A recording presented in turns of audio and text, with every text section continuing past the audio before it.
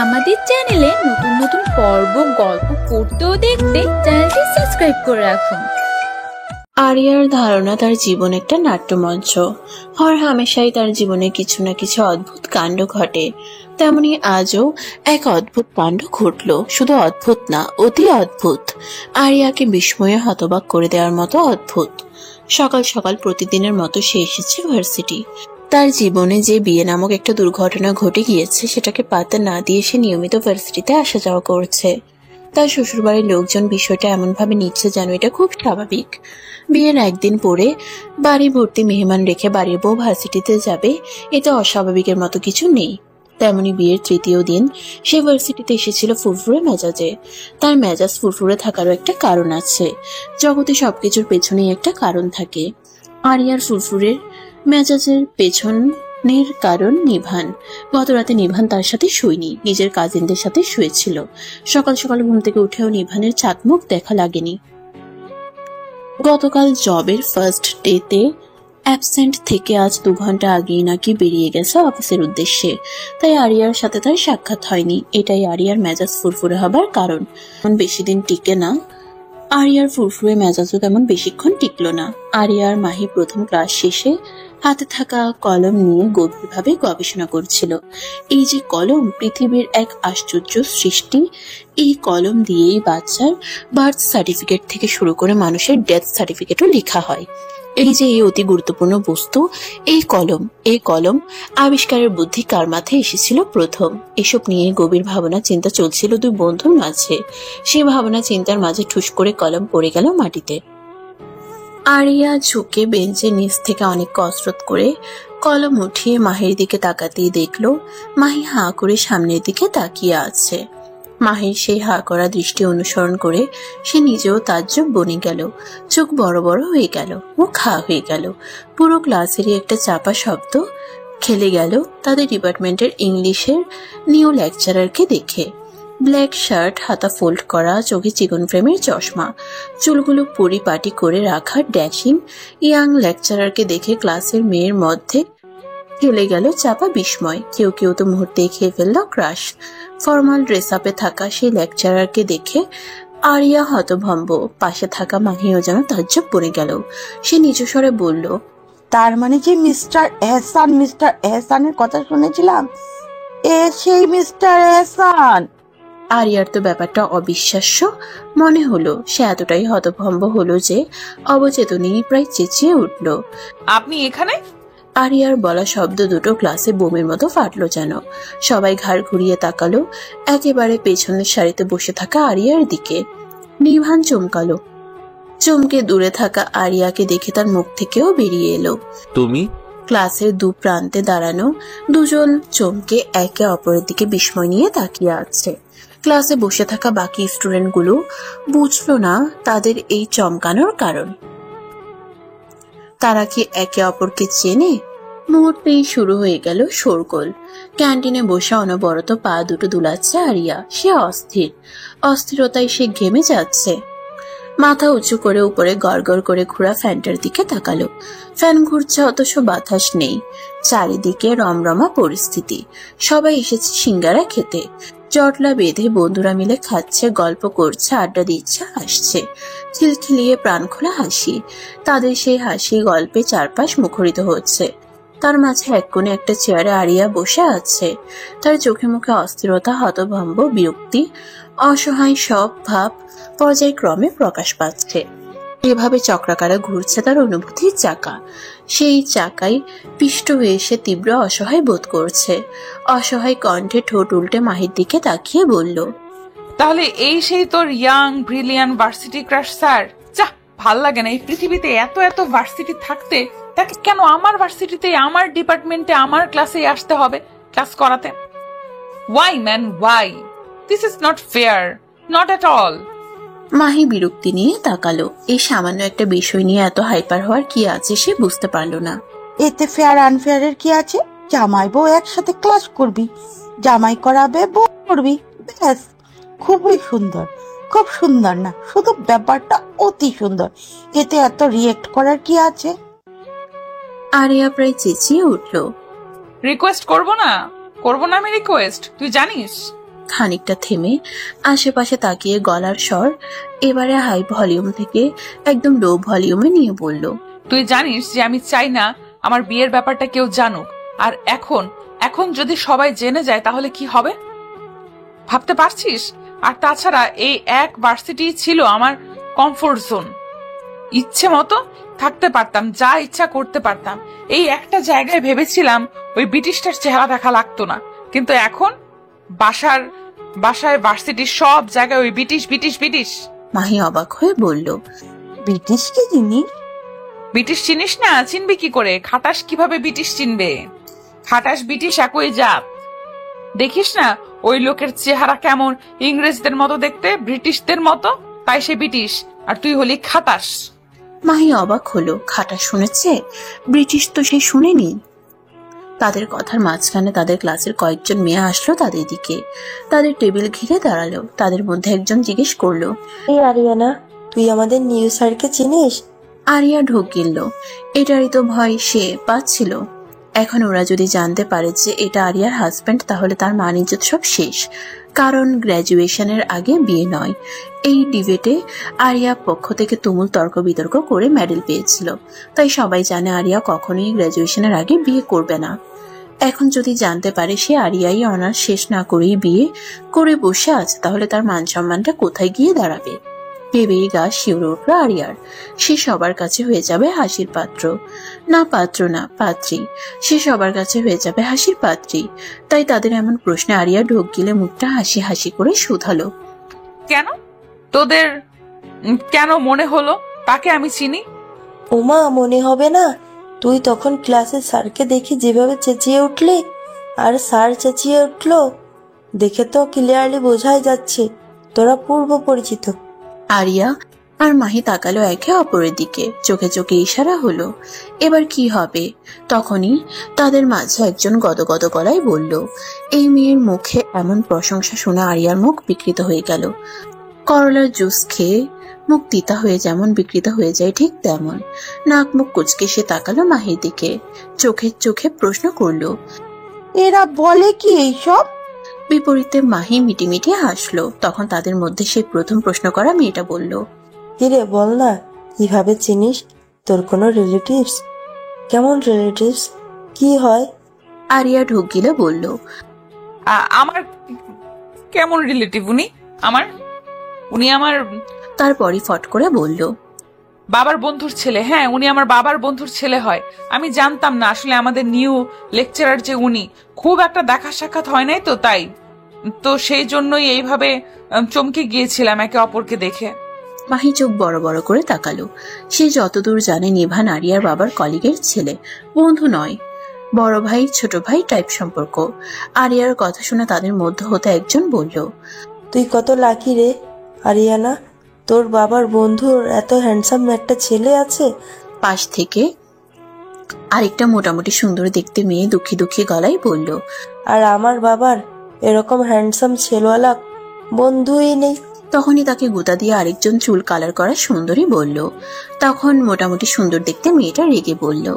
তখন চুল কালার করা সুন্দরী তার কালারফুল চুলগুলো হাত দিয়ে স্টাইল করে উড়িয়ে বলল। তাদের মাঝে একটা বড়সড় ঝগড়া বেঁধে গেল। আরো কিছু উৎসুক জনতা এসে ভিড় করলো তাদের ঝগড়া দেখার জন্য।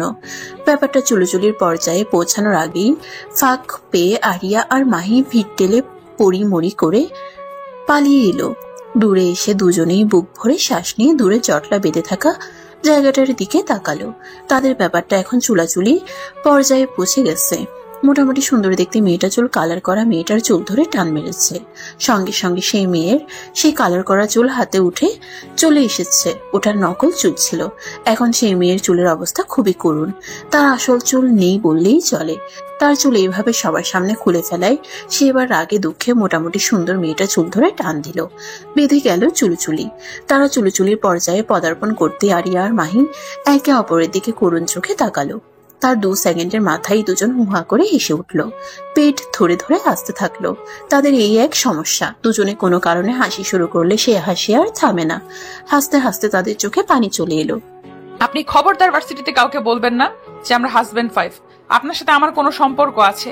আপনি আমার বাবার বন্ধুর ছেলে, এটাই আমাদের পরিচয়। আরিয়ার কথা শুনে নিভান ল্যাপটপ থেকে চোখ উঠিয়ে ভ্রুকুচকে তাকালো।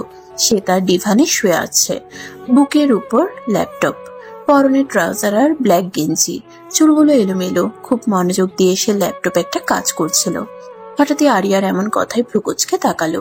তার সামনে মাথায় পেস্ট কালারের টাওয়াল জড়িয়ে দাঁড়িয়ে আছে আরিয়া, পরনে পাকিস্তানি ঢোলা ঢালা গোলাপি রঙের থ্রিপিস, বিশাল ওড়না কাঁধের এক পাশে থেকে ঝুলে খানিকটা পড়েছে মাটিতে। সদ্য গোসল সেরে আশায় তার চোখে মুখে একটা স্নিগ্ধ ঠান্ডা ভাব। আরিয়াকে এক পলক দেখে নিভান আবারও চোখ রাখলো ল্যাপটপের স্ক্রিনে। সেদিকে চোখ রেখেই প্রশ্ন করলো, মানে আপনি দুনিয়ায় এত এত ভার্সিটি, স্কুল, কলেজ থাকতে আপনি কেন আমার ভার্সিটিতে আমার ডিপার্টমেন্টের টিচার হতে গেলেন? ল্যাপটপের স্ক্রিন থেকে চোখ না সরিয়েই ঠান্ডা স্বরে নিভান বলল, সেম প্রশ্নটা তো আমি তোমাকেও করতে পারি। এত এত ভার্সিটি থাকতে তুমি আমার ক্লাসেই কেন? কথা বলছে ঠিকই, অথচ নিভানের চোখ ঘুরছে স্ক্রিনে। আরিয়া এবার খাটে গিয়ে বসলো নিভানের সামনাসামনি। ব্যস্ত নিভানকে আগা গোড়া ভালো করে দেখলো। সকালে দেখা ফর্মাল গ্যাটআপের চোখে চশমাওয়ালা নিভান আর বর্তমানের এলোমেলো চুলের ঢোলা গেঞ্জি আর ট্রাউজার পরিহিত নিভানের মাঝে বিস্তর তফাৎ। চট করিয়ে আরিয়ার মাথায় এক ভাবনা উকি দিল। নিভানকে ফর্মাল গেটআপ থেকে এরকম এলোমেলো চুলে এভাবেই বেশি আকর্ষণীয় লাগছে। কালো রংটা তার শুভ্র গায়ে বেশ ফুটছে। মেয়েদের উচিত ছিল এই গেটআপের নিভানের উপর ক্রাশ খাওয়া। ভাবনাটা মস্তিষ্কে আসায় নিজেই আশ্চর্য হলো আরিয়া। দ্রুত এসব আউট অফ কনটেক্স চিন্তা ভাবনা মস্তিষ্ক থেকে ছেড়ে পড়ল। কথা সেটা নয়, মেইন কথা হলো আমি চাই না আমার ক্লাসের কেউ কিংবা আমার ফ্রেন্ডস কেউ, এমনকি পুরো ভার্সিটির কেউ জানুক আমি বিবাহিত, আমার বিয়ে হয়ে গেছে। স্ক্রিনের দিকে আগের মতো করেই তাকিয়ে নিভান বলল, কেন? ছেলেরা জানলে পাত্তা কম দেবে বলে? বিবাহিত রমণী বলে পেছনে লাইন লাগাবে না বলে? আরিয়া বিরক্ত হলো, বিরক্তি নিয়ে বলল, আপনি কি অলওয়েজ এক চামচ বেশি বোঝেন? আমি চাই না কেউ জানুক, কারণ আমি বিয়ের আগে গ্রাজুয়েশন না একটা বিতর্কে পার্টিসিপেট করেছিলাম। আমি সেখানে এতটাই তর্ক বিতর্ক করেছিলাম গ্রাজুয়েশনের আগে বিয়ে করলে মেয়েদেরকে কি ক্ষতি, কি পরিস্থিতির সম্মুখীন হতে হবে, ব্লা ব্লা। মানে প্রতিপক্ষকে একেবারে এমন ভাবে কোণঠাসা করেছিলাম। তারপর থেকে ভার্সিটিতে আমি একটা পরিচিত মুখ হয়ে গেছি। আমি জিতেছিলাম, মেডেলও পেয়েছি। মানে সবাই জানে যে আমি কখনোই গ্রাজুয়েশন শেষ না করে বিয়ের পিড়িতে বসবো না। তাই এখন যদি জানতে পারে যে আমি অনার্সে, আমার মান-ইজ্জত সব যাবে। আর তাছাড়া আমি তো এই বিয়েটাই মানছি না, দেখা গেল বিয়েটাই ভেঙে গেল। তাই আমি তাদের জানানোর প্রয়োজন বোধ করছি না। আরিয়ার শেষ কথায় নিভান কিছুটা ব্যথিত হলো। কেন হলো জানে না, তবে সেটা উপরে প্রকাশ না করে বিরক্ত স্বরেই বলল, it's your own problem, your own matter. তোমার মান ইজ্জতের ফালুদা হয়ে কাচ্চি হয়ে গেলেও আমার কিছু যায় আসে না। আরিয়া এবার প্রায় কাকুতি করে বলল, প্লিজ আপনি কাউকে এটাও বলবেন না যে আপনি ম্যারিড। আপনাকে নিয়ে মেয়েরা যে হারে গবেষণা চালানো শুরু করেছে, তাতে আপনি ম্যারিড জানলে আপনার বউ নিয়ে টান দিবে, বউয়ের খবরাখবর নিবে, তখন আমি ফেসে যাব। Please try to understand. Nivan নির্বিকার গলায় বলল, আমার কোনো সমস্যা নেই আমার বউ নিয়ে টান দিলে। আমার আছে। তাতে আমার কি? আপনার মাঝে কি সামান্যটুকু মানবতা নেই? নিভান কাটকাট গলায় বলল, না। আরিয়া দাঁতে দাঁত চেপে তাকালো নিভানের দিকে, মনে মনে কয়েকটা গালিও দিল। এই ছেলেকে দেখে কিভাবে মেয়েরা ক্রাশ খায়, ব্রিটিশ একটা। নেই? তুমি কি আমাকে গালি দিচ্ছ? নিভানের এমন কথায় আরিয়া চমকে তাকালো। সে কি করে জানলো তাকে আরিয়া গালি দিচ্ছে? নিভান এবার স্ক্রিন থেকে চোখ সরিয়ে আরিয়ার দিকে তাকালো। আরিয়া সোজাসুজি তার থেকে দুহাত দূরে বসে আছে। আরিয়ার দিকে কয়েক মুহূর্ত তাকিয়ে থেকে বলল, নিভানের হঠাৎই বলা বাক্যটা আরিয়া বুঝে উঠতে পারল না, অবাক হয়ে শুধালো, এই যে আমি আমার বিয়ের ব্যাপারটা লুকাবো, তোমার সাথে আমার সম্পর্ক নেই এমন একটা ভান করব, এতে আমার লাভ? এত লাভের কি আছে? সামান্য একটা কাজ করবেন, এতেও লাভ খুঁজছেন? নিভান হাসলো। নিভানের কথা শুনতে শুনতে আরিয়ার মুখ আপনা আপনি হাঁ হয়ে গেল। সে সামান্য একটা কিছু চেয়েছে আর বিপরীতে তাকে দার্শনিক শিক্ষা দিতে বসে গেছে নিভান। কি অদ্ভুত! নিভান আরো কিছু বলতে যাবে, তখনই আরিয়া অধৈর্য হয়ে বলল, ওকে ওকে, কি চান বলুন। নিভান কথা থামিয়ে অমায়িক হাসলো। এই তো বুঝতে পেরেছো, এবার বলো এতে আমার কি লাভ? আরিয়া খানিক ভেবে বলল, আপনাকে আমি ভার্সিটির সবচেয়ে সুন্দরী সুন্দরী রমণীদের নাম্বার এনে দিব, পরিচয় করিয়ে দিব তাদের সাথে। তাদের সাথে পরিচয় হয়ে আমি কি করব? ও মা, পুরুষ মানুষরা তো এটাই চায়, সুন্দরী সুন্দরী রমণী। কি করবেন মানে? নিভান মুখ বিকৃত করে তাকিয়ে বলল। I have no interest in those সুন্দরী সুন্দরী রমণী। এই কথা শুনে আরিয়া অবাক হলো, চোখ বড় বড় করে দুম করে বলে বসলো। By any chance are you gay? আরিয়ার এহেনা কথায় নিভান লাফিয়ে উঠল, উঠে বসে প্রায় আত্মচিৎকার করে বলল। কি সব আজে বাজে কথা বলছো? আরিয়া মিটিমিটি হাসলো, গা জ্বালানো হাসি।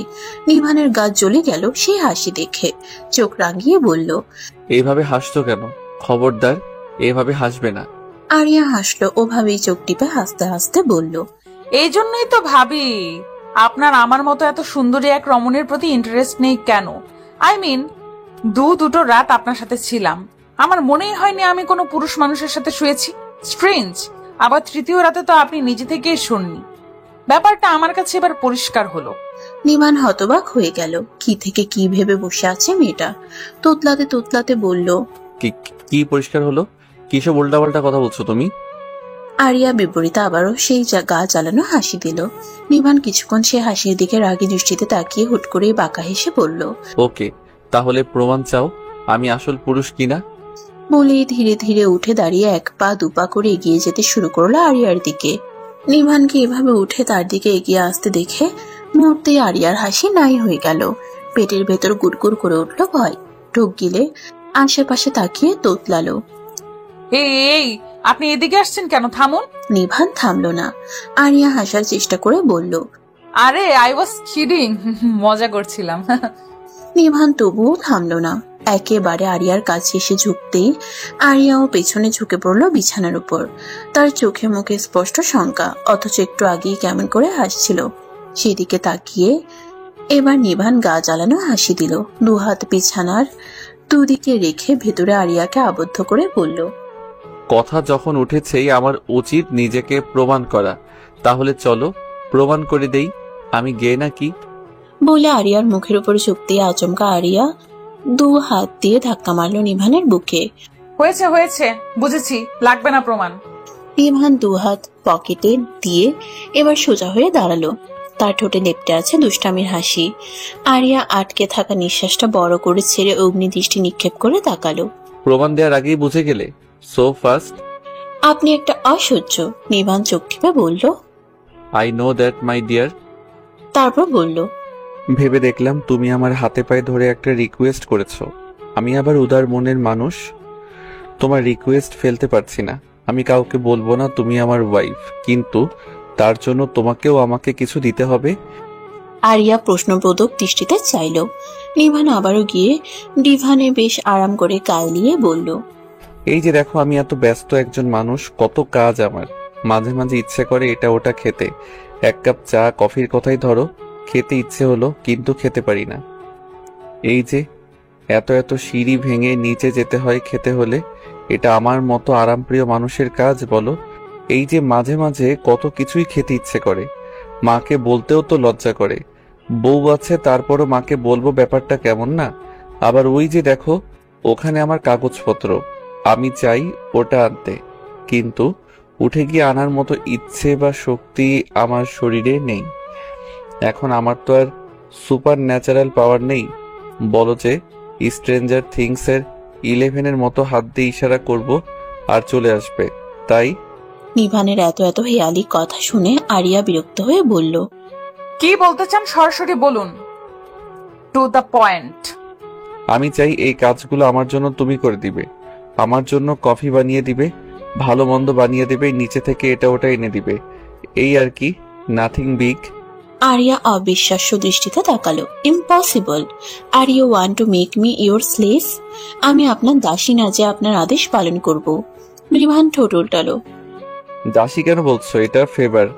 আমি তোমার একটা ফেভার করব, বিপরীতে তুমি আমার একটা করবে। এই সামান্য একটা ফেভারের জন্য আমি সারা জীবন আপনার দাসীর মতো চলবো? How ridiculous. তুমি না বললে বিয়েটা তুমি ভেঙে দেবে মাসখানেকের মাঝে, আবার বলছো সারা জীবন? তোমার উদ্দেশ্যটা কি মেয়ে? সারা জীবন আমার ঘাড়ে চড়ে বসে থাকতে চাইছো নাকি? আরিয়ার সূর্যের সীমা অনেক আগে রেড স্পট পার করে ফেলেছে, তবুও সে শান্ত থাকার চেষ্টা করছে। যেহেতু এটা তারই সমস্যা, তাই সে চিবিয়ে চিবিয়ে বলল। আপনি অ্যাজ অলওয়েজ 1 চামচ বেশি বোঝেন। নিভান হাসলো, অমায়িক সুন্দর হাসি, যে হাসি দেখলে মেয়েরা প্রেমে পড়তে বাধ্য।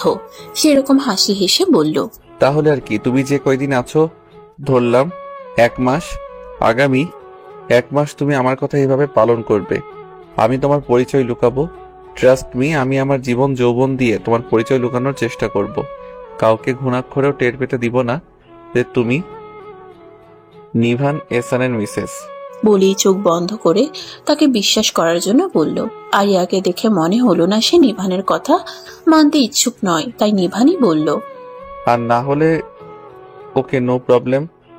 কালই আমি গিয়ে সবার সাথে আমার ওয়াইফের ইন্ট্রোডিউস করিয়ে দিব। নো, আরিয়া লাফিয়ে উঠল। আপনি যা বলছেন তা মেনে নেওয়া হবে। আপনি এ কাজ ভুলেও করবেন না। ডিল? নিভান 2 হাত মাথার পিছনে রেখে হেলান দিয়ে সিলিং এর দিকে তাকালো, নির্বিকার গলায় বলল, ওকে, করব না। আরিয়া হাত বাড়ালো। ডিল? ডিল। আরিয়ার হাত ধরে নিভান আবারও হাসলো, অমায়িক সুন্দর হাসি, যে হাসি দেখে মেয়েরা প্রেমে পড়তে বাধ্য। গত 2 দিন যাবত আরিয়া খাটছে, গাদার খাটুনি।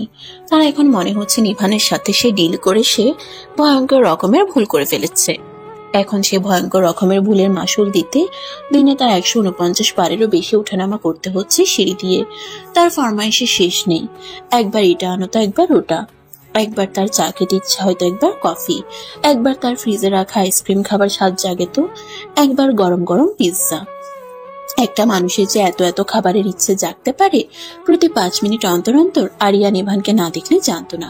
তার এসব ফরমাইশের যন্ত্রণায় অতিষ্ঠ আরিয়া, রাগে মাথা কেমন চিরবির করছে, ইচ্ছে করছে নিভানের গলা টিপে দিতে। বুক ভরে শ্বাস নিয়ে নিজেকে শান্ত করলো আরিয়া। সে রুমে বসে পড়ছিল। সে খুবই টিপটপ সাইলেন্টে পড়া মানুষ। পড়ার সময় আশেপাশে কোনো ধরনের শব্দ সে বরদাস্ত করে না। 1 ঘন্টার চেষ্টায় যখন সে মনোযোগ এনেছে পড়ায়, ঠিক তখনই নিভান এসে বলল তার চায়ের তৃষ্ণা পেয়েছে, চা খেতে ইচ্ছে করছে। আরিয়া অবাকের শীর্ষে পৌঁছে জানতে চাইল রাত 1:30টায় কে চা খায়, কিন্তু নিভানের অবস্থা দেখে মনে হচ্ছে চা খাওয়াটা তার জন্য অতীব জরুরি। না খেতে পেলে সে মরে যাবে। আহত আরিয়াকে তার অতি কষ্টে আনা মনোযোগ বানের জলে ভাসিয়ে উঠে আসতে হলো চা বানাতে। সে কখনো কল্পনাও করতে পারেনি একটা পুরুষ এতটা চাখর হতে পারে। নাটক সিনেমায় দেখেছে নায়করা খায় ব্ল্যাক কফি, গল্পে পড়েছে নায়কদের চা অপছন্দ, তারা চা দেখলে চোখ মুখ কুচকায়, তারা খায় ব্ল্যাক কফি, চিনি ছাড়া ব্ল্যাক কফি। অথচ নিবান খায় চা, দুধ চিনি দিয়ে কড়া লিকারের চা। দিনে 1 বার 2 বার নয়, 10-12 বার। চা খেতে না পেলে তার দম বন্ধ হয়ে আসে, মাথা ঘুরায়। সেই চা বানানোর দায়িত্ব এখন আরিয়ার। সে আরিয়াকে এক মহামূল্যবান ফেভার করেছে, এখন তার বদলে আরিয়ার তাকে চা খাওয়াতে হবে। তাত কিরমির করে আরিয়া রান্নাঘরে এলো। চা খাবে? খাওয়াচ্ছে চা। পাতিলে দুধ চড়িয়ে ধূপধাপ পা ফেলে চায়ের পাতা নিল সে। চা খাওয়ার সব চিরদিনের জন্য ছাড়াবে আজ। দুধে চায়ের পাতা দিয়ে রাগে গজগজ করতে করতে মরিচের বয়ম হাতে নিয়ে উপর করে ঢেলে দিল সবটা দুধে। কয়েক চামচ হলুদ আর কয়েক চামচ জিরের গুঁড়ো মিশিয়ে তৈরি করলো এক স্পেশাল চা। চায়ের কালার দেখে আরিয়া বিস্মিত হলো। দেখে মনে হচ্ছে সেই রকম টেস্ট হয়েছে। তাই কাপে ঢেলে নাকের কাছে এনে ঘ্রাণ নিল সে। ঘ্রাণটাও খারাপ নয়, কিন্তু খেতে অখাদ্য। আরিয়া বাঁকা হাসলো। নিভানকে চা দিয়ে সে আবারও গিয়ে বসলো খাটের উপর। নোটটা সামলে মেলে ধরে আর চোখে তাকালো। নিভান ডিভানের উপর বসে ল্যাপটপে কি যেন করছে, পাশে টুলে তার চা। কিছুক্ষণ পর ল্যাপটপের দিকে তাকিয়ে নিভান হাতে তুলে নিল কাপ। আরিয়া নিঃশ্বাস বন্ধ করে অপেক্ষা করতে লাগলো নিভানের রিয়াকশনের। কাপে যতটা ধীরে সে চুমুক দিল, ঠিক ততটা দ্রুতই তার মুখ বিকৃত হয়ে গেল। সঙ্গে সঙ্গে মুখ থেকে সবটা চা উগড়ে দিয়ে এদিক ওদিক ছুটলো পানির খোঁজে। ঝালে তার চোখ মুখ লাল হয়ে গেছে। আরিয়ার তখনই মনে পড়লো নিভান একেবারেই ঝাল খেতে পারে না। ব্যাপারটা ভেবেই আরিয়ার দাও দাও করে চলা বুকে 1 বালতি পানি পড়লো। কেমন শান্তি শান্তি অনুভূত হলো। নিভান বোতল থেকে ঢকঢক করে পানি খেয়ে আরিয়ার দিকে অগ্নি দৃষ্টি নিক্ষেপ করলো। এটা কি ছিল? আরিয়ার নির্বিকার গলায় বলল, চা ছিল, টি। আরিয়া কথাটা যতটা নির্বিকার গলায় বলল, তুমি কি মিশিয়েছ ওতে? এত ঝাল কেন? এত বাজে কেন স্বাদ? দুধে কয়েকটা মশা আর পিঁপড়া পড়েছিল, ওগুলো জাল দেওয়ার সময় মিশে গেছে। হয়তো ক্রিয়া বিক্রিয়া করে ওগুলোই ঝালে পরিণত হয়েছে। নিভানের রিয়াকশন হলো ততটাই মারাত্মক। বিস্ময়ে আতঙ্কে ক্ষোভ এসে চিৎকার করে উঠল। তুমি আমাকে মশার চা খাইয়েছো? মশা? বলেই সে মুখে হাত দিয়ে ছুটলো বাথরুমে, তারপর হড়বড় করে বমি করে ফেললো। পরের দিন যা ঘটলো তা আরো ভয়ঙ্কর। নিভান বিছানায় পড়ে গেল, তার ফুড পয়জনিং হয়েছে মশার চা খেয়ে। বাড়ি ভর্তি মানুষ লেগে পড়লো তার সেবায়। দাদি ছুটে এলো গ্রামের বাড়ি থেকে, এসে এমন ভাবে তার আদরের দুলালের জন্য কান্না জুড়ে দিল যেন তার নাতি মরে গেছে। আরিয়ার মহামান্য শ্বশুর শাশুড়ি তাকে নিয়ে চিন্তায় পড়ে গেল। বার কয়েক হাসপাতালে নিয়ে যাওয়ার জন্য জোরাজুরি করলো।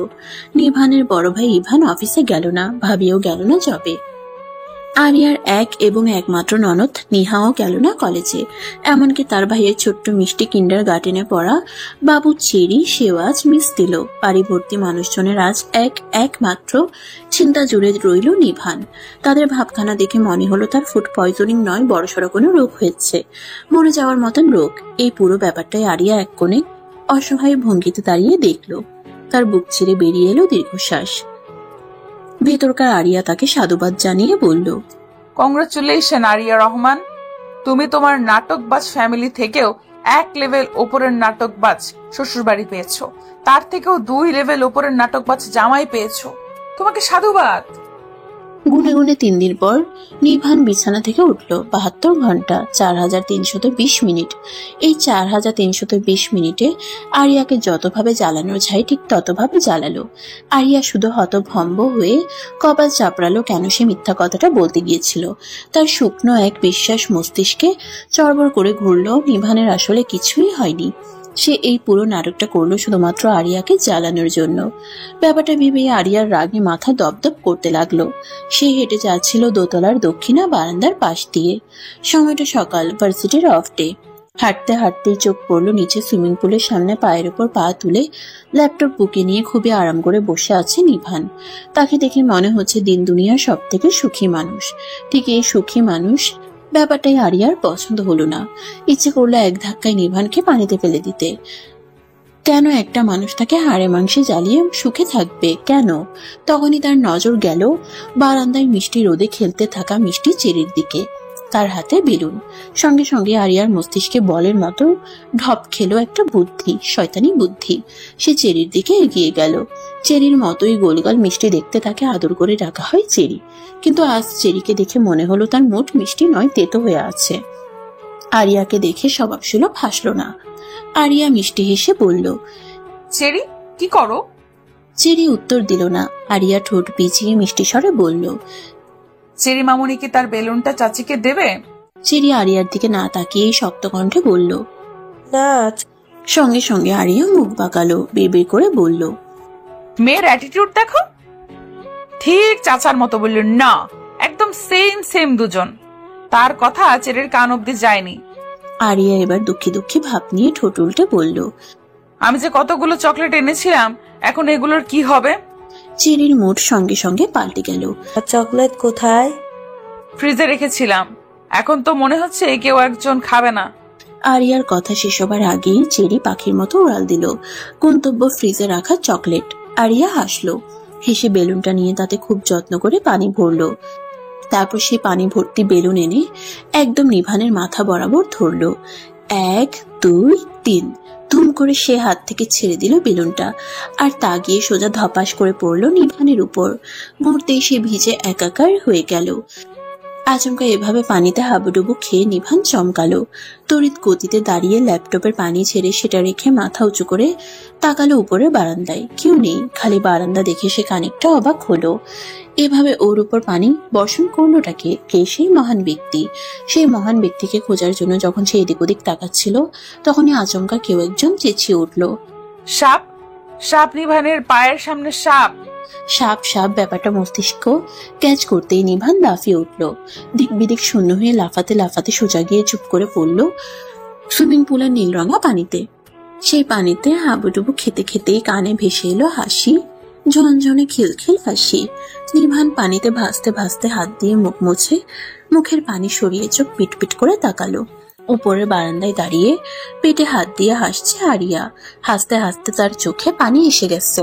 প্রথমে অবাক, পরে খানিকটা রাগ, বিরক্ত এবং বিস্মিত হয়ে সে তাকালো বারান্দায় দাঁড়িয়ে থাকা সাদা সালোয়ার কামিজ পরা আরিয়ার দিকে। তার ভিজে শরীরে রোদ এসে পড়ছে, গরমে ঠান্ডা পানিতে কেমন আরাম আরাম অনুভূত হচ্ছে। সে আরাম আরাম অনুভূতি নিয়ে অবশেষে সকল অনুভূতি ছাপিয়ে মুগ্ধ হলো নিভান। আরিয়ার জলের কলরোলের মতো হাসিতে মুগ্ধ হয়ে সে পানির মাঝে হা করে তাকিয়ে রইল আরিয়ার পানে। মস্তিষ্কে একটা কথাই বাড়ি খেলো, মেয়েটার হাসি সুন্দর, মারাত্মক সুন্দর। তারপর থেকে শুরু হলো আরিয়া এবং নিভানের টম এন্ড জেরি লড়াই।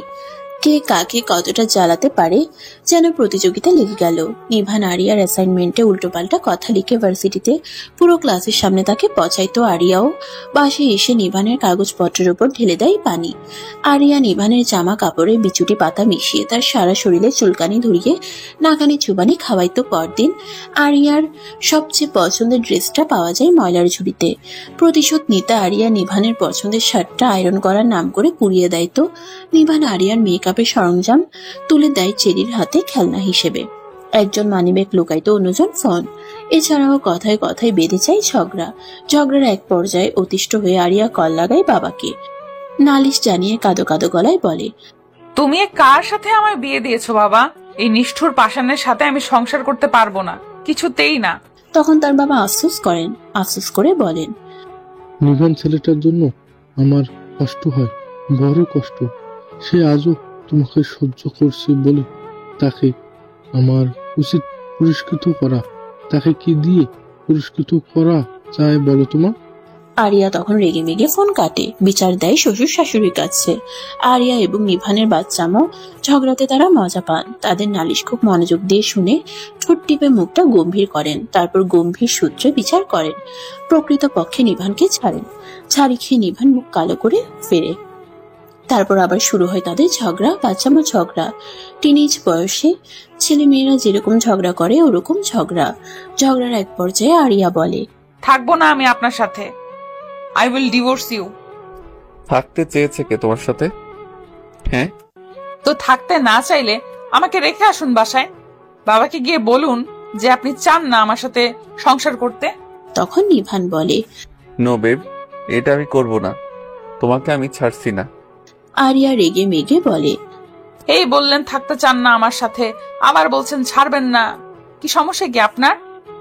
আরে ভুলে গেলে গেমের কথা। আমি যদি নিজে থেকে তোমাকে ছেড়ে দেই তবে তো আমি হেরে যাব। তোমার যদি ইচ্ছে হয় তুমি গিয়ে সবাইকে বলো তুমি সংসার করবে না আমার সাথে। সেম কথাই তো। তখন আরিয়া দমে গিয়ে বলে, আমি পারবো না। আমি বললে কেউ আমার কথা শুনবে না, স্পেশালি বাবা পাত্তাই দেবে না। আর আপনি বললে ব্যাপারটা অন্য, তখন বাবা পাত্তা দেবে। বাবার কষ্ট হবে, আফসোস হবে যে উনি আমার জীবনটা নষ্ট করেছে। আফসোস হবে যে দরকার পড়লে সারা জীবন এরকম থাকবো, তবু আমি তোমাকে নিজে থেকে ছাড়বো না। আরিয়ার তখন রাগ হয়, ভীষণ রাগ। রেগে মেগে সে তেড়ে যায় বালিশ নিয়ে। নিজেকে ডিফেন্ড করতে নিভানো বালিশ নিয়ে ঠেকাতে চায়। তারপর শুরু হয় যুদ্ধের আরেক ধাপ। বালিশ যুদ্ধ নাটক সিনেমায় দেখা যায়। এরকম সময়ে বালিশ ফেটে যায়। তুষারের মতো বেরিয়ে আসে তুলা। সেই তুলা উঠতে থাকে ঘরময়। কিন্তু দুর্ভাগ্যবশত তাদের বালিশ খুব শক্ত। সেই বালিশের সেলাইও খুব শক্ত। তাই সেই বালিশ থেকে তুলো বেরোয় না। শুধু লড়াই করতে করতে একটা সময় দুজন ক্লান্ত হয়। ক্লান্ত হয়ে দুম করে পড়ে যায় বিছানায়। হাত পা ছড়িয়ে সিলিং এর দিকে তাকিয়ে দীর্ঘশ্বাস ফেলে। হতাশ হয়। নিজেরাই ভাবে আদতে চাই কি তারা, করছেটা কি তারা। আরিয়ার আগে ফুসতে ফুসতে কোল্ড কফির স্ট্রোতে টান দিল। তার সামনে বসে আছে মাহি। তারা বর্তমানে ভার্সিটির ক্যান্টিনে। মাহির হাতে একটা ইংরেজি বই, থ্রিলার। সে গভীর মনোযোগ দিয়ে বই পড়ছিল। আরিয়া আরেকটা টান দিয়ে বলল, কত বড় খাটাসের বাচ্চা ওই নিবান, দেখ আমাকে ঘুরে ঘুরে ক্লাসে শুধু প্রশ্ন করে। কেন রে, ক্লাসে কি আর কোনো স্টুডেন্ট নাই? আমি বুঝি না যেন আমি উত্তর দিতে না পারলে ক্লাসের সামনে যে হিউমিলেটটা হয় আমার, ওটা দেখে যে ওই শয়তানের শান্তি লাগে। কি অসভ্য, অসহ্য, আমি আর নিতে পারছি না। আরিয়ার কথায় মাহি কান না দিয়ে বইয়ে মনোযোগ দিয়েছে দেখে আরিয়ার রাগ আরো বাড়লো। টেবিলে জোরে জোরে বাড়ি মেরে বলল, কি বলছি তোকে? মাহি বই থেকে চোখ উঠিয়ে নির্বিকার গলায় বলল, বলার কি আছে? সারাদিন ওই এক পান্ডার গোষ্ঠী উদ্ধার করা ছাড়া আর কি করার আছে তোর? আচ্ছা দোস্ত, তোর কি একটুও মায়া হয় না? এত সুন্দর একটা জামাই পাইছিস, তার সাথে এমন করতে? আরিয়া বিস্মিত হলো। হা হা করে হেসে চিবিয়ে চিবিয়ে বলল, মায়া? তাকে? ও মাই গড, তুই জানিস না? মাহি বিরক্ত হয়ে বলল। উফ, থামবি? আরিয়া ব্যথিত হলো। আমার কথা তোর বিরক্ত লাগছে? দেখলি তুইও তার বিপক্ষে কথা শুনতে পারছিস না। আমার বেস্টু আর আমার নেই, থাক, শুনতে হবে না, আমি চলে যাচ্ছি। মাহি দ্রুত আরিয়ার হাত ধরে থামালো, তারপর শান্ত গলায় বলল, তুই বোকা, জানিস তো? শুধু বোকা না, মহা বোকা। তোকে ক্লাসে প্রশ্ন করে বলে আরিয়া আরিয়া করে বলে, তুই জানিস কত কত মেয়ে তোর দিকে হিংসের নজরে তাকায়? তুই জানিস কত মেয়ের ক্রাশ তোর জামাই? জানিস না? জানবি কেমনে? জীবনে চোখ মেলে দেখছিস তারে? দেখিস নাই? এই যে মেয়েরা ধুমধাম প্রপোজ করে বসছে তোর জামাইকে, অন্য কেউ হলে হিংসায় চলে যেত। আর তুই জানিসই না, সারাদিন করিস তো ঝগড়া, কোন ফাঁকে জামাই হাতছাড়া হয়ে যাবে বুঝবিও না। আরিয়া শান্ত হলো। মাহি কিছুক্ষণ চুপ থেকে বলল, ইউ আর ড্যাম লাকি আরু, তোর শ্বশুর বাড়ির মতো শ্বশুর বাড়ি ওরকম শ্বশুর শাশুড়ি ননদ কজনে পায়? এই যে তোরা এরকম সারাক্ষণ বাচ্চাদের মতো ঝগড়া করিস, তোদের কেউ কিছু বলে? অন্য কোনো বাড়ি হলে ঘাট ধাক্কা মেরে বের করে দিত তোদের। টিপিক্যাল বাঙালি ফ্যামিলি হলে তোর হাজবেন্ডকে কিচ্ছু বলতো না, তোকে জাস্ট ধুয়ে দিত। তুই ঝগড়া করিস, মেয়ে ভালো না, বাবা মা শিক্ষা দেয়নি, ব্লা ব্লা। এসব কখনো ফেস করেছিস? করিসনি। তোর ননদ কখনো তোর কোনো কাজে বাহার ঢোকায়? ঢোকায় না। তোর যা কখনো তোর সাথে হিংসার বসে কি করে? তোর সাথে কুটনামি করে?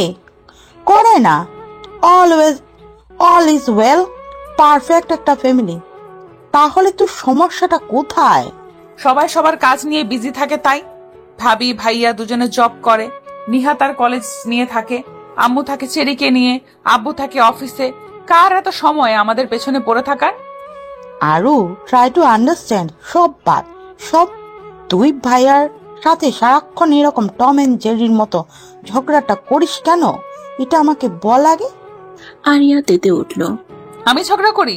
আমি? সে আগে শুরু করে। আচ্ছা যা, দুজনেই করিস। কেন করিস? কারণ আরিয়া কারণ খুঁজে পেল না। কারণ আমার অসহ্য লাগে তাকে। অসহ্য লাগার কারণ? অসহ্য লাগার আবার কারণ থাকে নাকি? অসহ্য লাগে ব্যাস। মাহি নরম কণ্ঠে বলল, তোরা দুজন আসলে বাচ্চাদের মতো বিহেভ করিস। একটু একজন অন্যজনকে বোঝার ট্রাই কর, নরম হয়ে কথা বল, একটু চোখ মেলে তাকা তোর সুন্দর জামাইটার দিকে, একটু বিয়ে বিয়ে ব্যাপারটা ফিল কর, ভালোবেসে দেখ। ট্রাস্ট মি, তোরা একদম পারফেক্ট একে অপরের জন্য। তোদের পাশাপাশি অনেক মানায়। বিয়েটা মানলাম জোর করে দিয়েছে তোকে, শুলে চুলে দিয়েছে কি? এমন ভাব করছিস আর কি আঙ্কেলকে শাস্তি দিবি? শাস্তি দিবি লাগিয়ে রেখেছিস, বলদ কোথাকার। মাথা থেকে ঝেড়ে ফেল এসব বাচ্চামো। 15 বছর বয়সী মেয়ের মতো চিন্তা ভাবনা আর কি ছেড়ে দিবি? বিয়ে ভেঙে দিবি? মুখেই যত বড় বড় কথা বলিস। এসব কিচ্ছু তুই করবি না, আমি জানি। তোর থেকে ভালো আমি তোকে বুঝি আরু। তাই এসব হাবি যাবি বাদ দে, বিয়েটাকে সিরিয়াসলি নি, সম্পর্কটাকে ঠিক কর। আরু ঠোঁট উল্টে বলল, তবুও ঝগড়া লেগে যায়। ওই ব্রিটিশটাই ঝগড়া করে, আমাকে জ্বালাতে পারলে তার খুব আনন্দ লাগে। মাহি হাল ছেড়ে দিয়ে বলল, তোদের ঝগড়ার আসলে কোনো কারণ নেই খোদাই, কারণ তোরা দুটাই আজাইরা বেকুব বলদ। আমি আরেক আজাইরা, তোরে বোঝাইতে আসছি। আমি গেলাম, থাক তুই রাম ছাগল। বলে মাহি সেখান থেকে গটগট করে চলে গেল। আরিয়া আহাম্মকের মতো বসে রইল। আশ্চর্য, মেয়েটা হঠাৎ রেগে গেল কেন?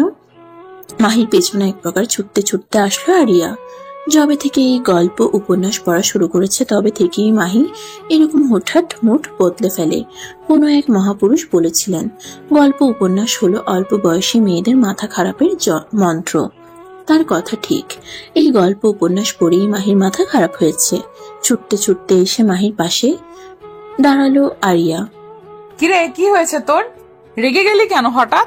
মাহি শক্ত কণ্ঠে বলল, কারণ তুই আস্ত বল রাম ছাগল। আমি এক রাম ছাগলের সাথে বন্ধুত্ব করেছি ভেবে আমার রাগ লাগছে। না, রাগ করে না। ছাড় আমাকে। সোনা, বেবি, জানু অনেক কিছু বলার পর মাহির রাগ খানিকটা কমলো।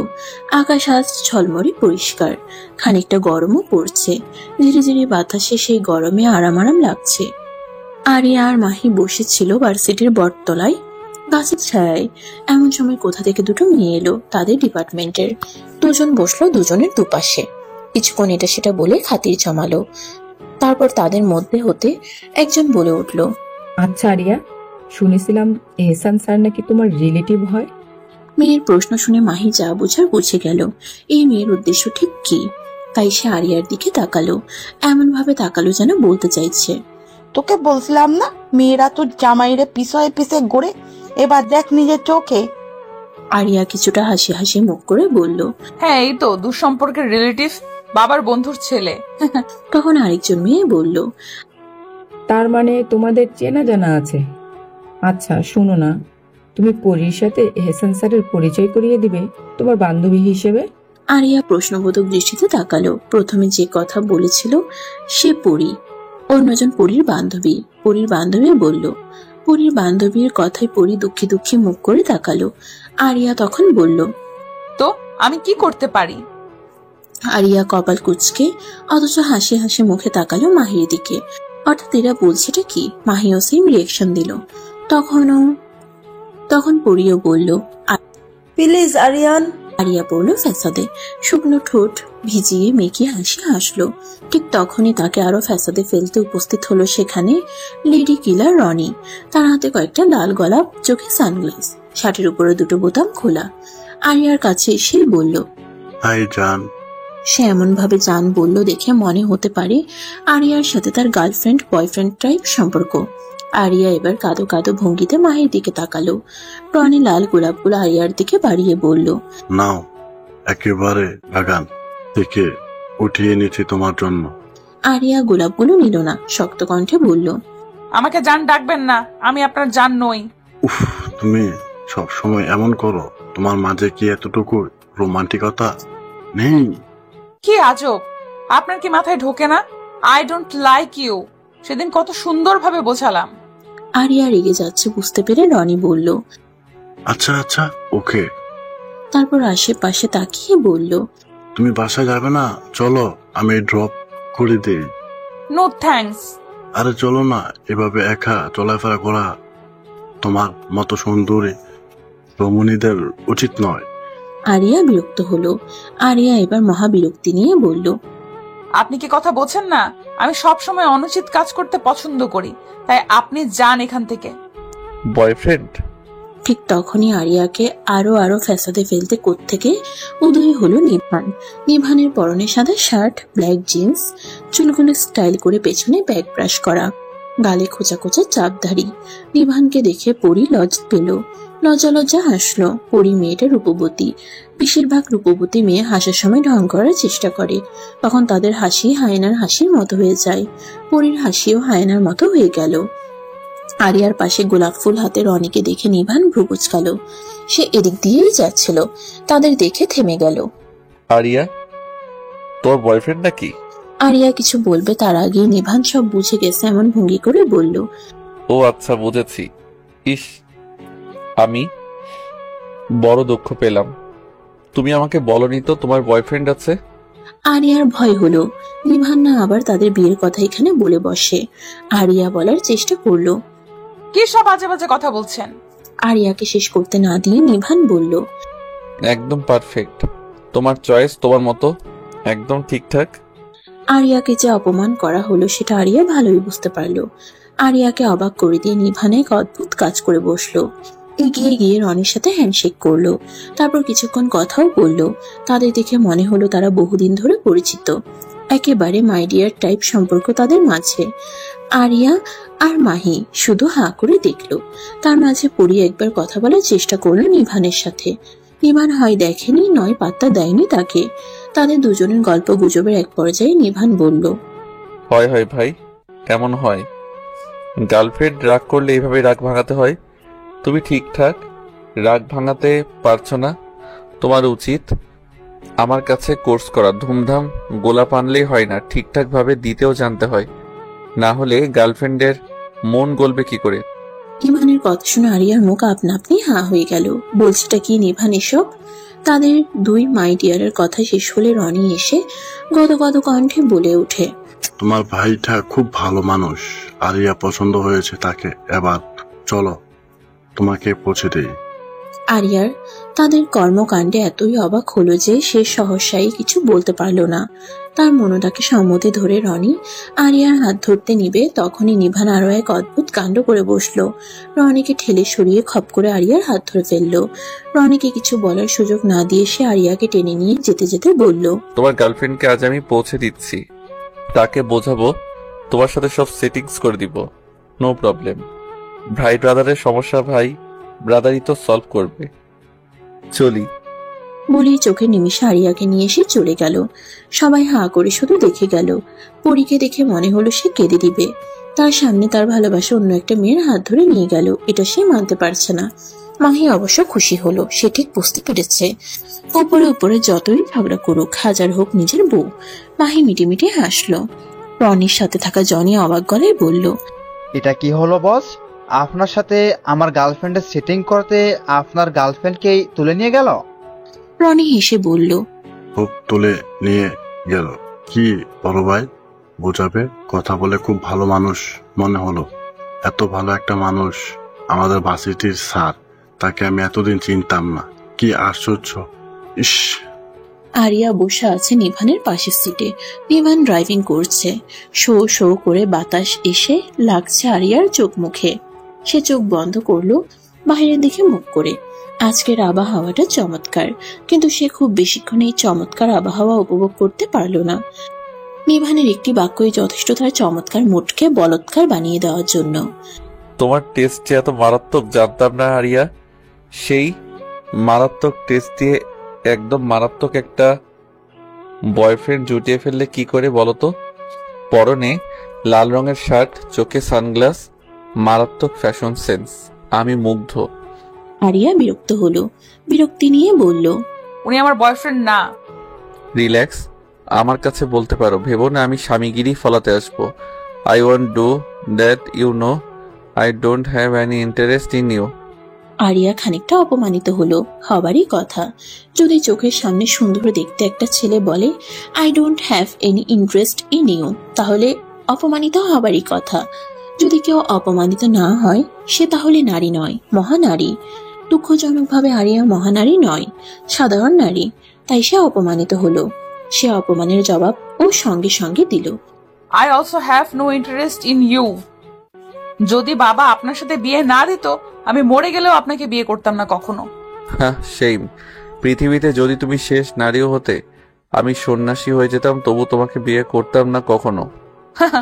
বিয়ে করতে আসলেও আমি ফিরেও তাকাতাম না আপনার দিকে। নিজের চেহারা তো দেখুন আয়নায়, ব্রিটিশ মার্কা চেহারা, ইংরেজের বংশধর। তুমি নিজের চেহারা দেখেছো কখনো আয়নায়? আসছে নাক তো একবার দেখো আয়নায় নিজের, মনে হয় আইফেল টাওয়ার দাঁড়িয়ে আছে। আমার চেহারা দেখার আগে নিজের চেহারা দেখবেন মিস্টার নিভান এহসান। যেই না চেহারা আবার নাম রাখছে পেয়ারা, নিভান এহসান। এই খবরদার মেয়ে, আমার নাম নিয়ে একটা কথাও বলবে না তুমি। 100 বার বলবো। কি করবেন, কি করবেন আপনি? আমি কি করব? তোমাকে আমি গাড়ি থামান। মানে? কানে কি শোনেন না? বলেছি গাড়ি থামান, আমি নামবো।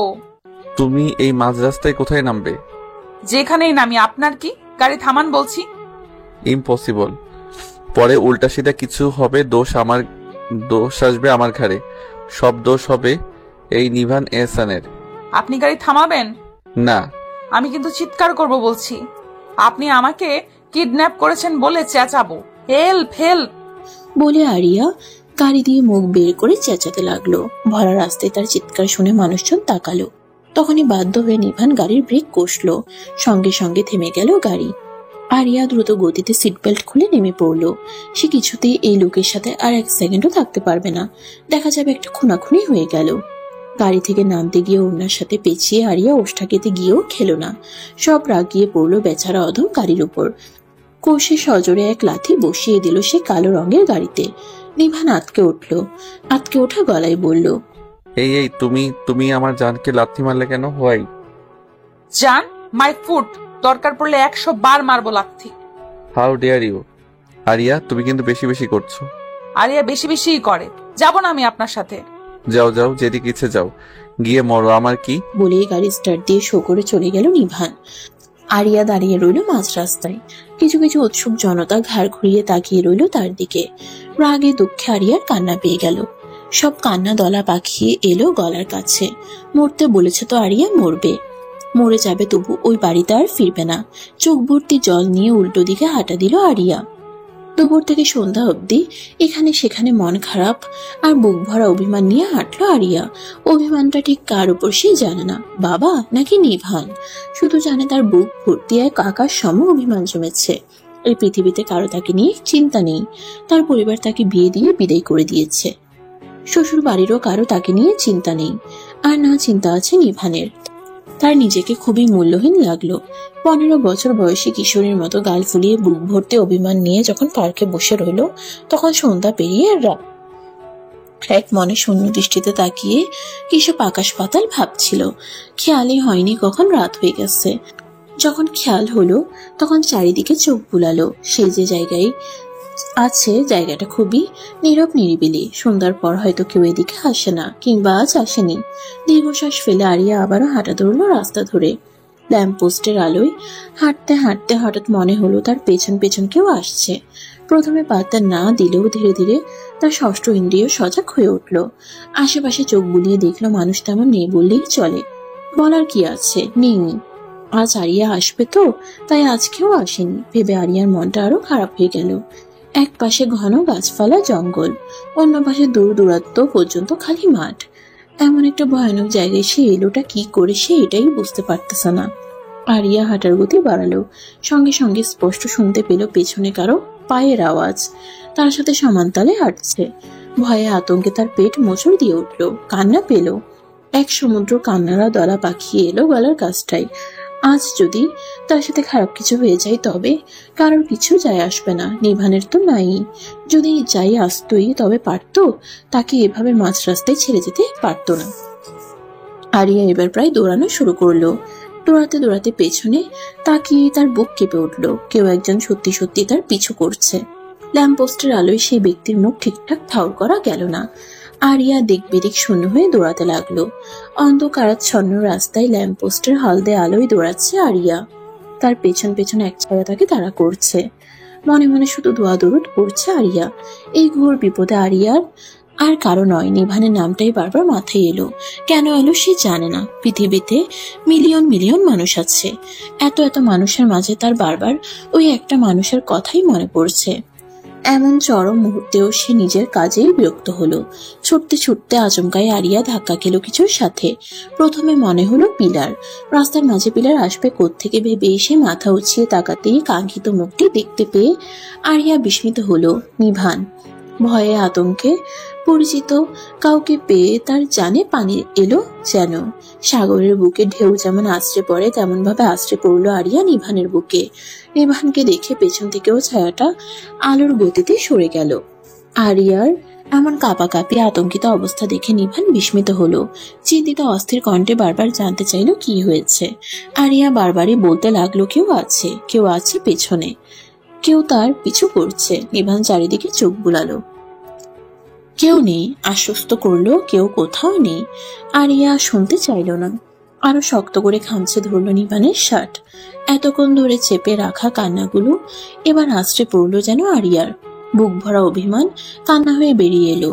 অন্ধকারাচ্ছন্ন রাস্তায় ল্যাম্পপোস্টের নরম হলদে আলোর নিচে দাঁড়িয়ে আরিয়া ঢুকরে কেঁদে উঠল। তীব্র ঝিঝি পোকার ডাক ভেদ করে শুধু শোনা গেল এক নারী কান্নার শব্দ, যে কান্নার সাক্ষী হলো শুধু নিভান। I am sorry. বহু কষ্টে নিভান মুখ থেকে বাক্যটা বের করলো। তারা বর্তমানে বসে আছে একটা রেস্টুরেন্টে। আরিয়ার সামনে কোল্ড কফি, নিভানের সামনে গরম গরম ধোয়া ওঠা চা।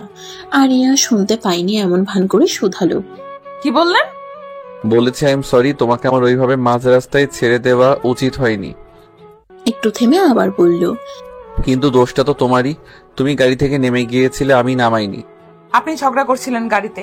ঝগড়া শুধু আমি করছিলাম না, তুমিও করছিলে। এক হাতে তালি বাজে না। আরিয়াও কিছু একটা বলতে যাবে, তখন নিভান থামিয়ে দিল। ব্যাস, যা হবার হয়েছে। আমার সরি বলার কথা না, তবুও আমি বলেছি। এবার বাসায় চলো। আরিয়া ঠোঁট উল্টে কফির স্ট্রোতে টান দিল। নিভান আরিয়ার দিকে এক পলক তাকিয়ে চোখ সরিয়ে কাছের জানালা ভেদ করে ব্যস্ত নগরীতে চোখ রাখলো। নিচে জ্যাম লেগে গাড়ি প্যাপও করছে, লাল নীল লাইট জ্বলছে। বিকেল পর্যন্ত অপেক্ষা করার পরও যখন আরিয়া বাসে এলো না, তখন ফাতেমা বেগম এলেন ছেলের ঘরে। আরিয়ার কথা জিজ্ঞেস করতেই হুঁশ ফিরল নিভানের। সতর আগের পরও চিন্তা হলো। সেই চিন্তা থেকেই ফাতেমা বেগমের প্রশ্নের জবাব না দিয়ে আচমকাই গাড়ির চাবি নিয়ে বেরিয়ে গেল। দিক বিদিক শূন্য হয়ে খুঁজতে লাগলো আরিয়াকে। আরিয়া নিজের বাসায়ও যায়নি, মাহির বাসায়ও না। কেউ জানে না আরিয়া কোথায়। 2 ঘন্টা খোঁজার পর অবশেষে যখন আরিয়াকে পাওয়া গেল, আরিয়া যখন ওভাবে আতঙ্কিত হয়ে কাঁদছিল, প্রতিটা কান্না নিভানের বুকে কাটা হয়ে বিচ্ছিল। কেমন পুরুষ মানুষ সে, একটা মেয়েকে ওভাবে মাঝ রাস্তায় ছেড়ে চলে গেল। অপরাধবোধ কাজ করছিল মনে। সে অপরাধবোধ থেকে এসে আরিয়াকে সরি বলল। অন্য কোনো সময় হলে এই সরি কখনো মাথায় আসতো কিনা সন্দেহ। নিভান ঠোঁট চেপে তাকালো আকাশ পানে। আকাশে গোল থালার মতো চাঁদ। ব্যস্ত নগরীর আকাশে এমন লালচে চাঁদ দেখতে খুবই অদ্ভুত, অথচ মারাত্মক সুন্দর লাগছে। আরিয়া আর নিভান বসে আছে হামিদ এহসান এবং ফাতেমা বেগমের সামনে সোফায়। তাদের চোখ মুখ গম্ভীর। অন্য পাশে সোফায় বসে আছে ইভান আর তার স্ত্রী। তাদের মুখভঙ্গি শান্ত। সোফার সাথে হেলান দিয়ে দাঁড়িয়ে আছে নিহা। সে এখানে থাকলেও তার যাবতীয় মনোযোগ তার মোবাইলে। পরিবেশের নিশ্চুপতা ভঙ্গ করে হামিদ এহসান রাশভারী গলায় বললেন, আরিয়া মা, তোমার বয়স কত? আরিয়া ঢোক গিলল। তাদের জরুরি তলব করা হয়েছে শোনার পর থেকে তার পেট গুড়গুড় করছে। হামিদ এহসানের প্রশ্ন শুনে তার পেট গুড়গুড় আরো খানিকটা বেড়ে গেল। ফ্লোরের দিকে দৃষ্টি রেখে মাথা নিচু করে সে বলল, 21 আব্বু। আরিয়ার উত্তর শুনে শান্ত ভঙ্গিতে হামিদ এহসান নিভানের দিকে তাকালেন। তার চোখে সোনালি ফ্রেমের চশমা, সাদা পাকা দাড়ি গালে। নিভানের ভেতরে কি চলছে তা তার চোখ মুখে উঠে আসছে না। কেমন গাছাড়া ভাব নিয়ে বসে আছে। নিভান, তোমার বয়স কত? নিভান খানিকটা বিরক্তি নিয়ে বলল, 25। আচ্ছা। হামিদ এহসান খানিক চুপ থেকে আবার বললেন, তোমাদের কাজকর্ম দেখে তো মনে হচ্ছে না তোমরা 25 কিংবা 21 যুবক যুবতী।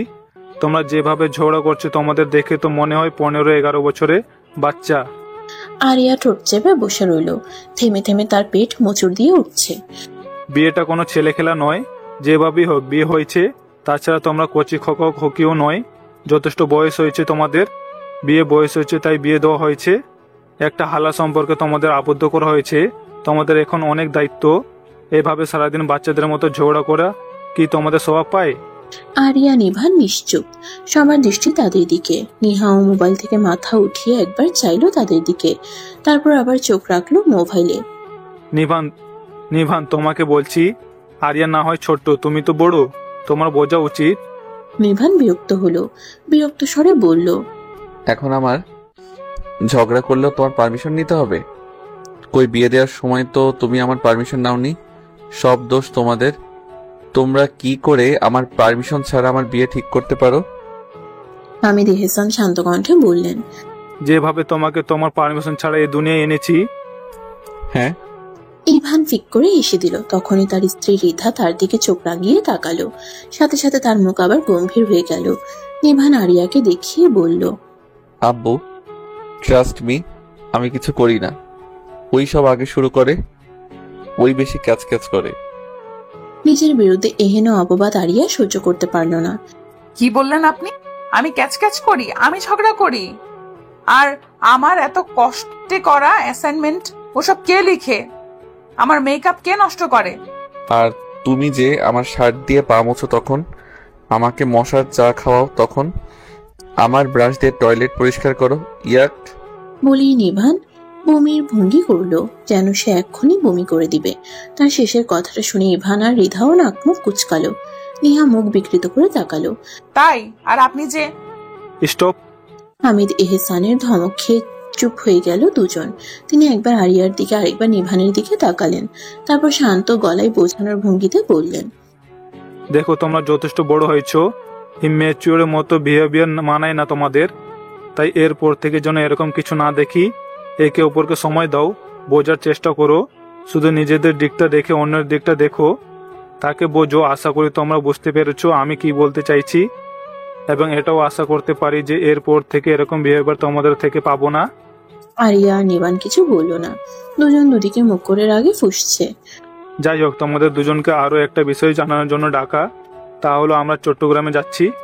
আরিয়া আর নিভান অবাক হয়ে তাকালো। ফাতেমা বেগম দীর্ঘক্ষণ পর কথা বললেন, আমাদের বাবার এক বন্ধু অসুস্থ, আমরা তাকে দেখতে যাব।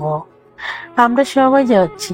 তোমাদের দুজনের ভার্সিটি আছে বলে তোমাদের গণায় ধরিনি।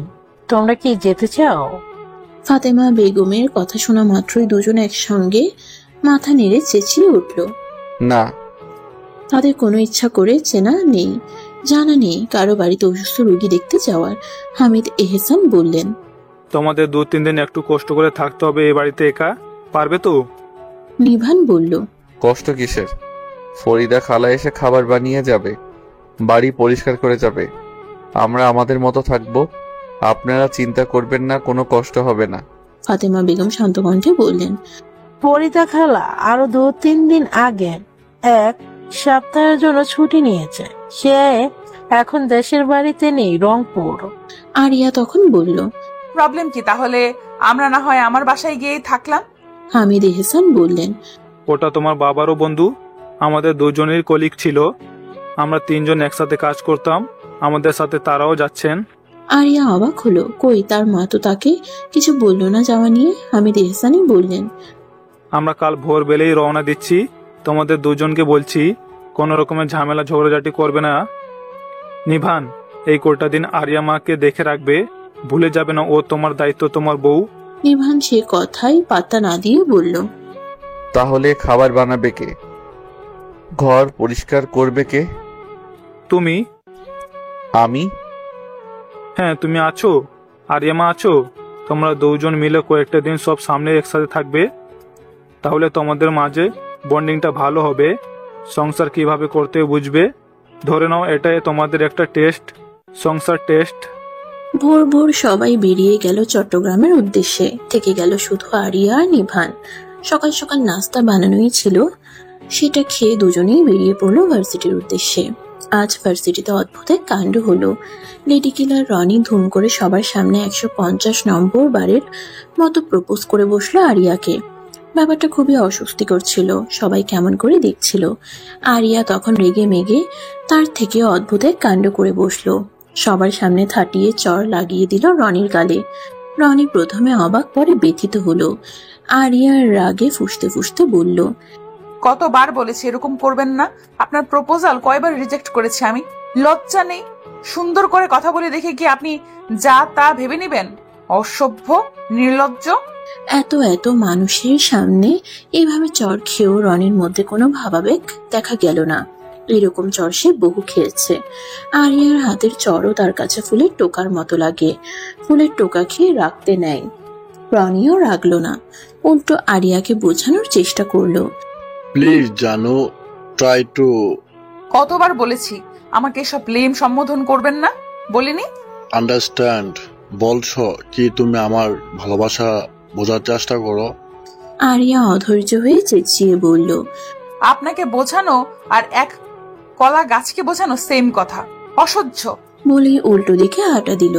তার রাগকে দ্বিগুণ করে আবারও আসলো পরি। উফ, এই মেয়েটাকে আরিয়ার আরো অসহ্য লাগে। সারাক্ষণ এহসান স্যার করে। এতই যখন স্যারকে ভালোবাসিস, স্যারের গলা ধরে ঝুলে পড়লেই পারিস। আরিয়া কি করবে এতে? শেষে অতিষ্ঠ হয়ে আরিয়া বলল, চলো আমার সাথে। নিভানকে কল দিয়ে বলল দেখা করতে। নিভান আসলো। আরিয়া পরীকে দেখিয়ে গটগট করে বলল, স্যার ও পরিমণির মতোই সুন্দর। এই পরিমণির মতো সুন্দর মেয়েটি আপনাকে ভালোবাসে। মরে যাওয়ার মতো ভালোবাসা। আপনি বললে সে এক্ষুনি এখান থেকে লাফ দিয়ে আপনার ভালোবাসার প্রমাণ দেবে। কি দেবে না? দেবে। এইরকম ভালোবাসাকে ঠেলে দিতে নেই, জড়িয়ে নিতে হয়। আপনি দয়া করে পরীর মতো দেখতে পরীর ভালোবাসা একসেপ্ট করুন। নিভান তাজ্জব হলো, বিরক্তি ঝরা কণ্ঠে বলল, কি সব আবল তাবল বকছো? মাথা কি পুরোপুরি গেছে? হু ইজ দিস পরি? আপনার ভালোবাসা। হোয়াট? মানে আপনাকে ভালোবাসে। নিভান দাঁতে দাঁত চেপে বলল, এসব আজাইরা কথা বলার জন্য আমাকে ডেকে এনেছো? লিসেন, তুমি আজাইরা হতে পারো, আমি না। আমার অনেক কাজ আছে, সময়ের দাম আছে। যাও এখান থেকে। একজন রে নিয়েই বাঁচি না, জীবন তেনা তেনা। আরেকজন আসছে, আরেক আসছে পরি। এই যাও তো, ডিসকাস্টিং। বলে নিভান সেখান থেকে প্রস্থান করলো। পরি ব্যথিত হলো, সেই ব্যথায় সে কেঁদে দিল। স্যার তার ভালোবাসার মূল্য বুঝলো না। আরিয়াও সমানভাবে ব্যথিত হলো, সান্ত্বনা দিল। নিভান এহসান স্যার আস্ত আহাম্মক। পরিদের এরকম আহাম্মকের মতো পুরুষদের জন্য কাঁদা উচিত নয়। তারা কাঁদবে সাকিব খানের জন্য, জায়েদ খানের জন্য। তারা কেন কাঁদবে এরকম আহাম্মক নিভান এহসানের জন্য? আরিয়ার সান্ত্বনায় কাজ হলো, পরি কান্না থামলো। সে আর এরকম আহাম্মকের জন্য কাঁদবে না। বাসায় এসে আরেক চোট ঝগড়া লাগলো নিভানের সাথে। বেশি কিছু নয়, চা খেয়ে চায়ের কাপটা রুমেই রেখে গেছে, কেন তাই। এখন ফরিদা খালা নেই, এসব পরিষ্কার করার মতো কেউ নেই। আরিয়া যে টিপিক্যাল বউয়ের মতো সব মুখ বুঝে করবে এমন ভাবনাও মাথা থেকে ছেড়ে দিতে বলল নিভানকে। সারাদিনের ধকল শেষে আরিয়া ফ্রেশ হয়ে এসে খাটে হাত পা ছড়িয়ে শুতেই এক অতি সুন্দর দৃশ্য তার চোখে পড়ল। সারাদিনের ধকলে মেজাজটা চিরচিরে হয়েছিল। সে অতি সুন্দর দৃশ্য দেখে আচমকাই সেই মেজাজ শীতল হয়ে গেল। নিভান উপর হয়ে কাঁথা গায়ে কোলবালিশ জড়িয়ে ঘুমাচ্ছে। তার মুখ ডুবে আছে নরম বালিশে, এলোমেলো চুল এসে পড়ছে কপালে। তাকে দেখতে লাগছে অনেকটা বাচ্চার মতো, আদুরে নিষ্পাপ। আরিয়া দীর্ঘক্ষণ সেই মুখের দিকে চেয়ে ভাবলো, এই লোকটাই কিনা সারাদিন তার সাথে এমন ঝগড়া করে। কি আশ্চর্য! আগামী 2 দিন ভার্সিটি অফ। নিভান ঘুম থেকে উঠলো বেশ বেলা করে। ঘুম ঘুম চোখে দেখলো আরিয়া ডিভানের উপর বসে পেছনের জানালায় কনুইয়ের সাথে মাথা হেলান দিয়ে বই পড়ছে। জানালার বাহিরে থেকে আলো এসে পড়ছে তার চোখে মুখে। বসার ভঙ্গিতেও এক মেয়েলি ভাব আছে। ঢোলা ঢালা প্লাজো থেকে তার শুভ্র পা খানিকটা বেরিয়ে এসেছে। কোমর অব্দি চুলগুলো ছেড়ে দেওয়া। সেই ছেড়ে দেওয়া চুলের আগা বেয়ে টপ টপ করে পড়ছে পানি। গোসল করে আসার কারণেই হয়তো আরিয়ার চোখে মুখে এক স্নিগ্ধ ঠান্ডা ঠান্ডা ভাব আছে। নিভান ঘুম ঘুম চোখে কোলবালিশে মুখ গুজে খুঁটিয়ে খুঁটিয়ে পরখ করতে লাগলো আরিয়াকে। তার মনে হলো আরিয়াকে এখানে দেখা গেলেও তার মন আসলে অন্য কোনো কোথায়। বইয়ে সে কি পড়ছে জানতে ইচ্ছে করলো নিভানের। পড়তে পড়তে হঠাৎই আরিয়ার ঠোঁটের কোণে হালকা হাসির রেখা দেখা গেল। নিভান ঠোঁটে ঠোঁট চেপে কয়েকবার চোখের পলক ঝাপটালো, চোখ বন্ধ করে আবার খুললো। তবুও সে আরিয়ার উপর থেকে চোখ সরাতে পারল না। বাহিরে থেকে জানালা ভেদ করে আসা এলোমেলো রোদ অন্ধকার রুমটায় এক স্বর্গীয় পরিবেশ সৃষ্টি করেছে বলে বোধ হলো নিভানের। আর সেই স্বর্গীয় পরিবেশে আরিয়াকে লাগলো আরো মায়াবী। নিভান ঢোক গিলল। আরিয়া কি পড়ে মাত্র হাসলো এটাও তার জানতে মন চাইল। দীর্ঘক্ষণ আরিয়াকে পরখ করা শেষে নিভান মাথা ঝাড়া দিয়ে উঠে বসলো। কি ভাবছেটা কি সে? সারাদিন দুজন দুজনের মতো কাটালো। কেউ ল্যাপটপে মুখ ডুবিয়ে তো কেউ বইয়ে মুখ ডুবিয়ে। কেউ কারোর সাথে কথা বললো না। কথা বললেই জানে বেঁধে যাবে ঝগড়া, কিন্তু কতক্ষণ? কথা তো বলতেই হবে। রাত। আরিয়া একাডেমিক পড়া পড়ছিল আর যথারীতি নিভান ল্যাপটপে কাজ করছিল। হঠাৎই কথা নেই বার্তা নেই, দুম করে ঝড়ো বাতাস শুরু হলো। সেই ঝড়ো বাতাসে কারেন্ট বাবাজিও বিদায় জানিয়ে ঘর অন্ধকারে ডুবিয়ে দিয়ে বিদায় নিল। হুট করে সব অন্ধকার হয়ে গেল। আরিয়ার মনে হলো বাংলাদেশের কয়লা বোধহয় শেষ হয়ে গেছে, না হলে এভাবে হুটহাট কারেন্ট যাবে কেন? চার্জ লাইট জ্বালিয়ে দুজন দুজনের মতো কাজ করছিল। হঠাৎই নিভানের তেষ্টা পেল, চায়ের তেষ্টা। আরিয়াকে এই মুহূর্তে চায়ের কথা বললে সে হয়তো আবারও তাকে মশলাওয়ালা চা খাইয়ে দিবে। মুড আরো খারাপ থাকলে তেলাপোকা কিংবা টিকটিকির চাও খাওয়াতে পারে। তাই অগত্যা চায়ের তেষ্টা নিবারণে নিভানি উঠে দাঁড়ালো। মোবাইলের ফ্ল্যাশ অন করে রুমের বাহিরে যেতে নিলেই আরিয়ার কথায় থমকে দাঁড়ালো। কোথায় যাচ্ছেন? নিভান ভ্রুকুচকে তাকালো। চা পান করিতে যাচ্ছি। চায়ের তৃষ্ণা পাইয়াছে। আরিয়া অবাক হলো, এরকম অন্ধকারে গরমের মাঝে কার চা খেতে মন চায়? সুস্থ মস্তিষ্কের মানুষের তো এমন অদ্ভুত তৃষ্ণা পাওয়ার কথা না এমন গরমে। আরিয়ার মস্তিষ্ক জানান দিল নিভান সুস্থ মস্তিষ্কের মানুষ নয়, হতে পারে না। সে হলো অসুস্থ মস্তিষ্কের এক তীব্র চাকর। আরিয়া অবাক হয়ে জানতে চাইল, আপনার এমন অবস্থায় চা খেতে ইচ্ছে করছে এই গরমে? নিভান নির্বিকার গলায় বলল, চায়ের সাথে গরমের কোনো সম্পর্ক নেই। আরিয়া বিড়বিড় করে বলল, যারা এই গরমে চা খেতে পারে তারা আরেকটু চেষ্টা করলে মানুষও খুন করতে পারে। নিভানের কানে সে কথা পৌঁছালো না। সে আবারও যাওয়ার জন্য পা বাড়াতেই আরিয়া লাফিয়ে উঠল। আমিও যাব। নিভান প্রশ্নবোধক দৃষ্টিতে তাকাতেই আরিয়া আমতা আমতা করে বলল, আমি ঠান্ডা পানি খাবো ফ্রিজ থেকে, গরম লাগছে। আরিয়া আর নিভান হেঁটে যাচ্ছে করিডোর দিয়ে। চারিদিকে ঘুটঘুটে অন্ধকার। নিভানের হাতে মোবাইল। তারা মোবাইলের ফ্ল্যাশের আলোতে পথ দেখে হাঁটছে। চেনা বাড়িকেও কেমন ভুতুরে বাড়ি বলে বোধ হলো আরিয়ার। সে নিভানের গা ঘেঁষে হাঁটার চেষ্টা করছে। বারবার মনে হচ্ছে এই বুঝি আশেপাশের অন্ধকার থেকে কিছু একটা লাফিয়ে পড়বে তার উপর, নইলে তাকে টেনে নিয়ে যাবে অন্ধকারের অতলে। আরিয়ার এভাবে গা ঘেঁষে ঘেঁষে হাঁটায় নিভানের চলতে অসুবিধা হচ্ছিল। সে বিরক্ত হয়ে বলল, তুমি কি আমার গায়ের উপর উঠে যাবে নাকি? আরো দূরে যাও। আরিয়া দূরে গেল। কিছুক্ষণ পর আবারও নিভানের কাছে এসে হাঁটতে লাগলো। মনে মনে হাসলো নিভান। এমনিতে কত হম্বিতম্বি, অথচ এখন অন্ধকারে ভেজা বিড়ালের মতো চুপসে গেছে। চিলের কাজটাই আসতেই আরিয়ার ভয় আরো বাড়লো।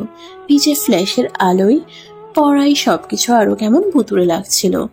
আরিয়া ঢোক গিলে নিভানের আরেকটু কাজ ঘেঁষে দাঁড়ালো। নিভান এবার বিরক্ত হয়ে দাঁড়িয়ে পড়ল। আরিয়া আমতা আমতা করে বলল, সবাই ভালো থাকুন।